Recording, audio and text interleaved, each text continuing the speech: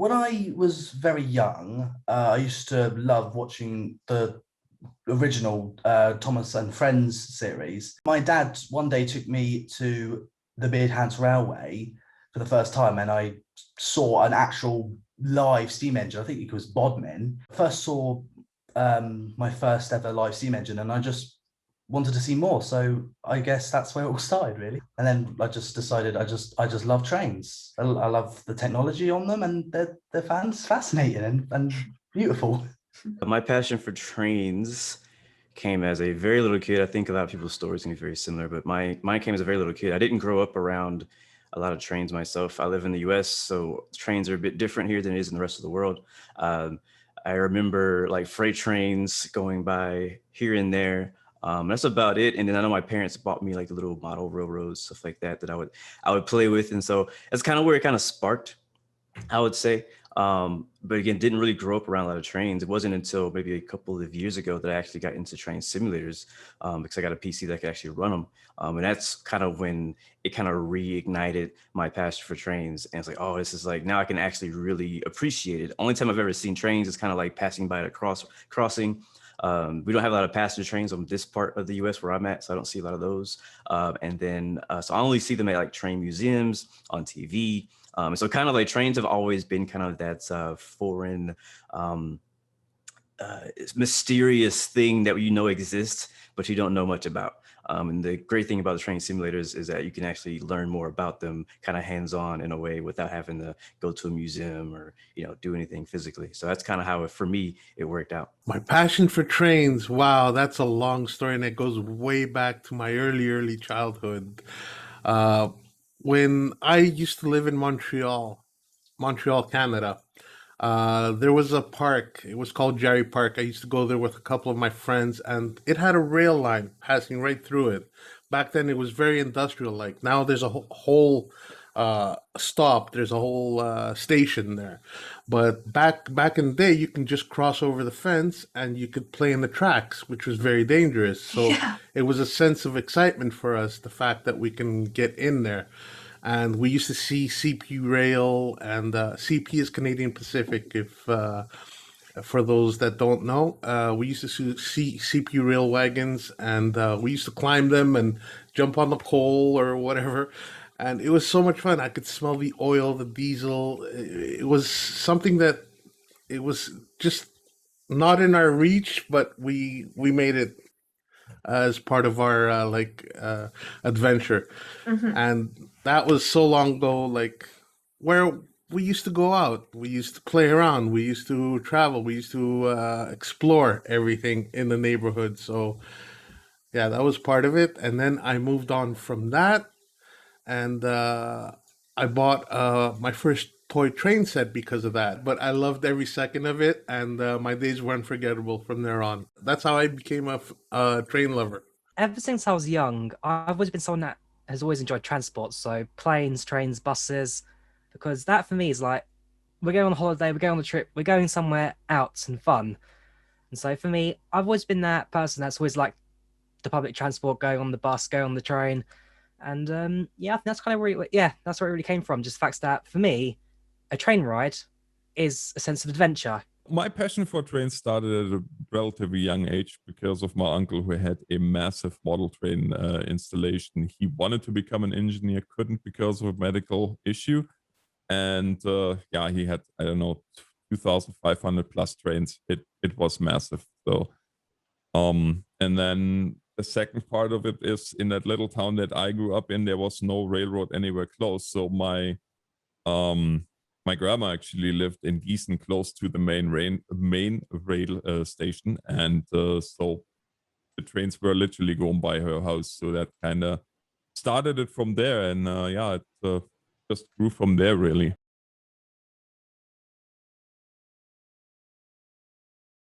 It's again only a couple of years ago that I got into actual train simulators on my PC.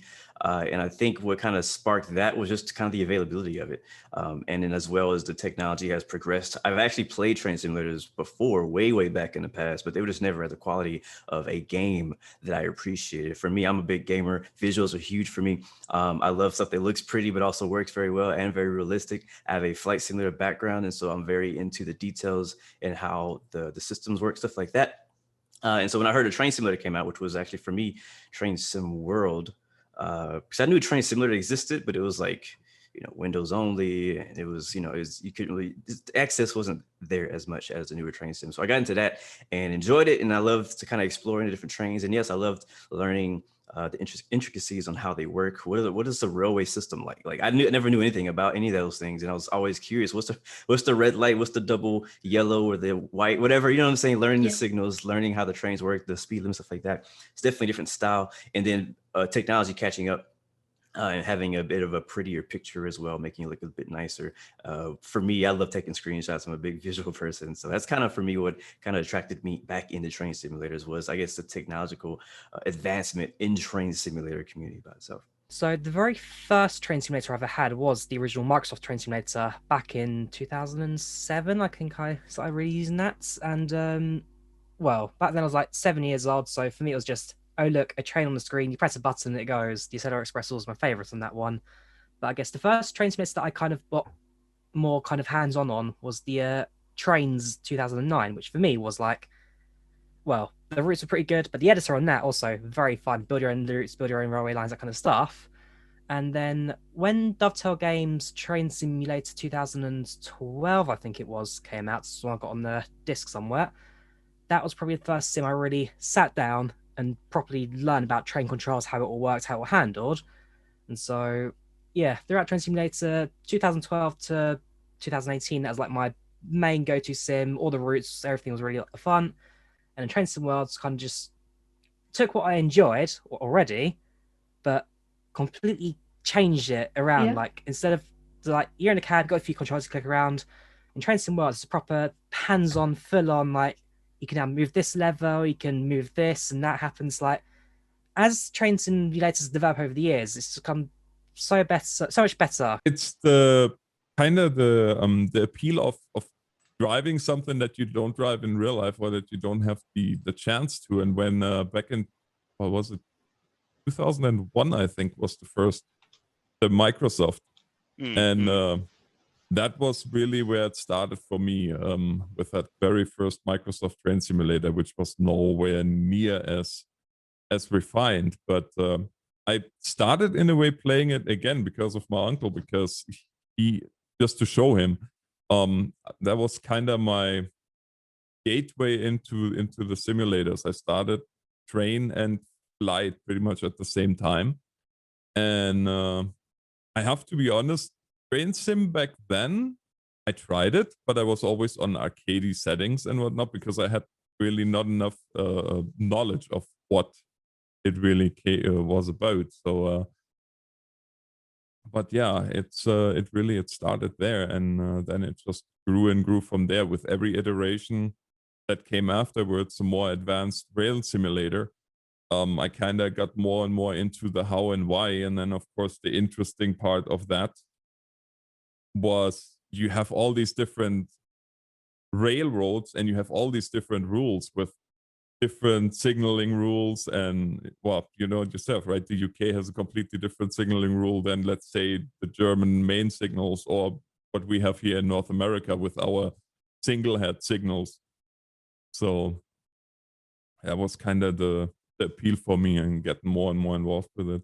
My dad actually found a game called Microsoft Train Simulator, which is very old, and he showed me, and I spent most of my time after school on my dad's computer. I used to be an arcade fan, so I used to go down to the arcades in downtown Montreal, and there were all kinds of arcade games, pinball machines, but there were only two games that I could play that had any sense of simulation. There was a driving game where you had to go by the code, the driving code, and there was another one that was an airplane simulator where you had to actually land the plane. That was the only thing you can do, just land the plane properly. I ended up landing 747s, and I go, you know what? I'm the only one playing this game. Nobody else is playing it. So, yeah, that's where I realized that I'm a true diehard simulation fan. Trains came up to me uh, because of my early childhood and the fact that Rail Simulator had come out by Electronic Arts back in 2007, I think, which was not that great. And then Train Simulator came out, and that's when I started going crazy. I gotta play this game. So I got my first potato PC. I got Yeah. an Intel Core Duo processor. It was the E8 8400. An AMD graphics card, the HD 4770. That's old school. And 4 gigabytes of RAM. And trust me, that game did not run well. It wanted more. And then Train Sim World came out, and I blew my mind. I went to another upgrade, and here we are, Train Sim World 2, and I'm in heaven. I'm flying right now.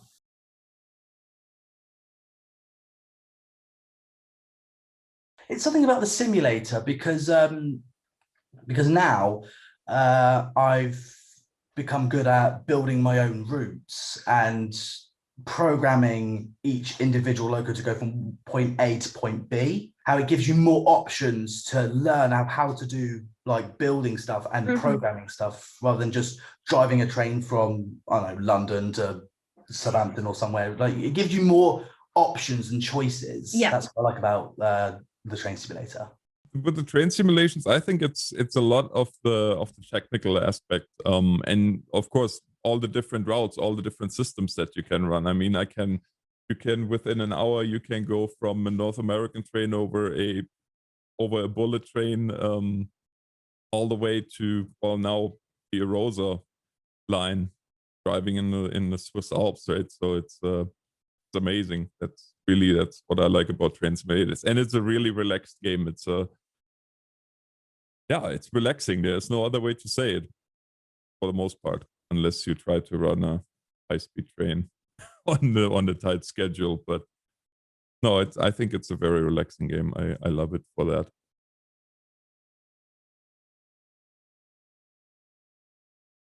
My favorite part about the community is, well, the train simulator community, is that everyone's very friendly and everyone has the same idea. Everyone's creative and everyone loves sharing their creativity to other people, and they share their skills to other people as well. So they sort of like switch it around and they share a lot as well. And that's what I like about it, where people are just so creative and they just show what kind of skills they have.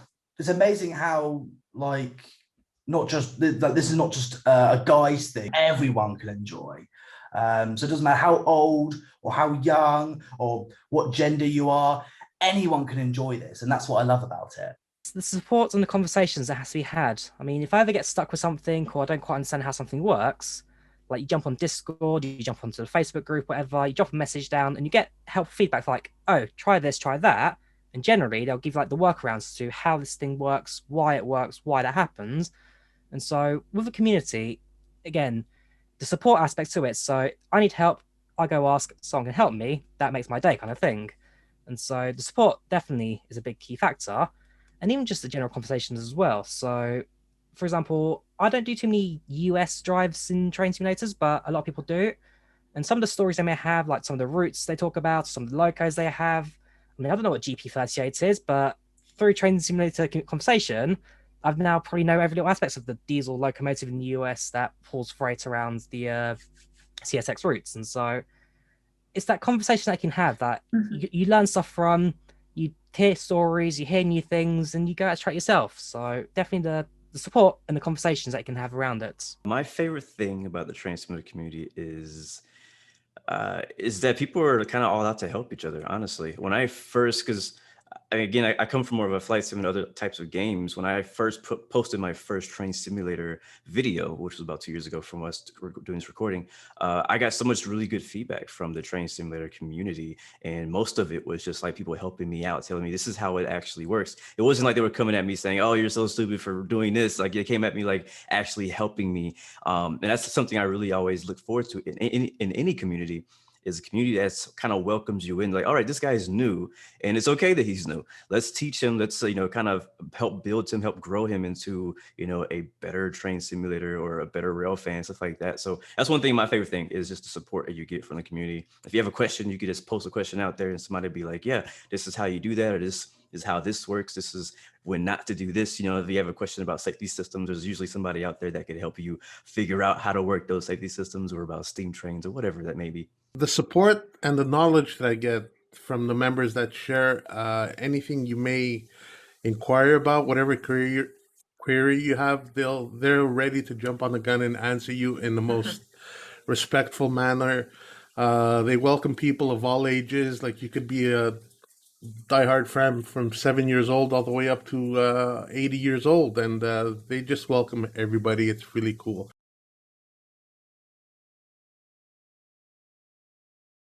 On the train sim world routes, I think it's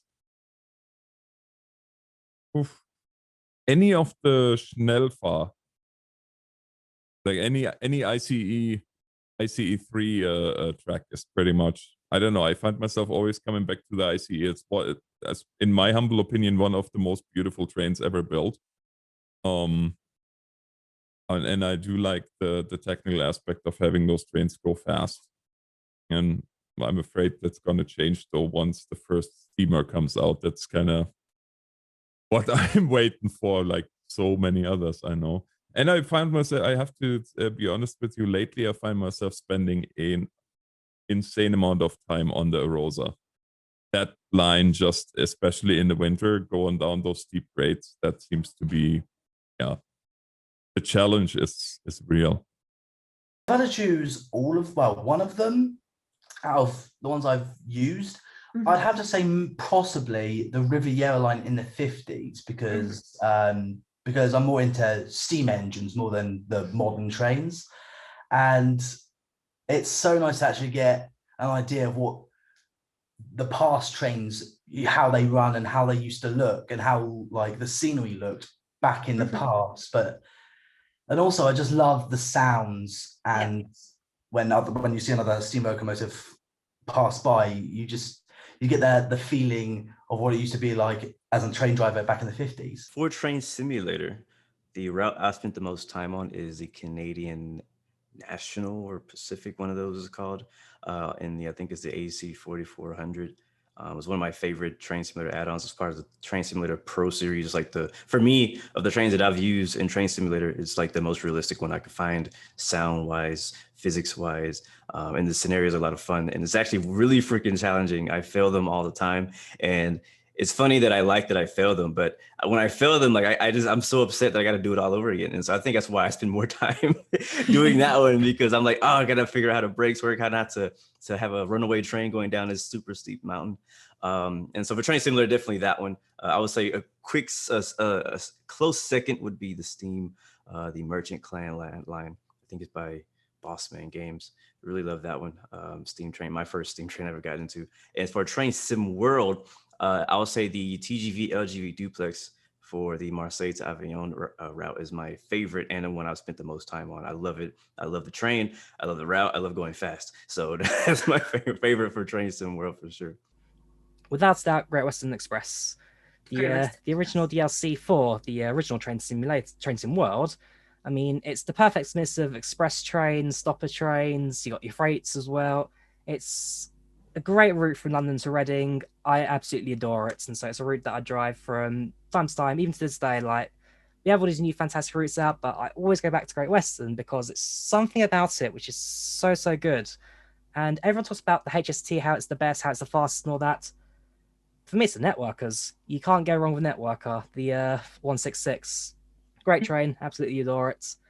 And yeah, also people talk about express trains, like you go fast, you go 125 from start to finish.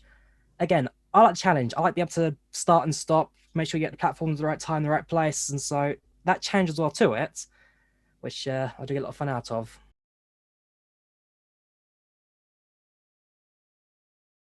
I would have to recommend Train Sim World for somebody who's never done it. I feel like it's definitely more user-friendly. The UI is more user-friendly. It's more friendly in general for new people who are getting into train simulators. It gives you kind of a taste of what it's like. It has a decent amount of DLC now, not as much as Train Simulator, but I'll definitely recommend them get into Train Sim World. And it kind of, from there, it depends on what their interest is. Everybody comes from different parts of the world where they're used to different types of trains. Like I said, I'm from the US. So for me, I automatically kind of gravitate towards freight because that's what I usually see, because that's what the US is mainly known for, is having a ton of freaking freight routes.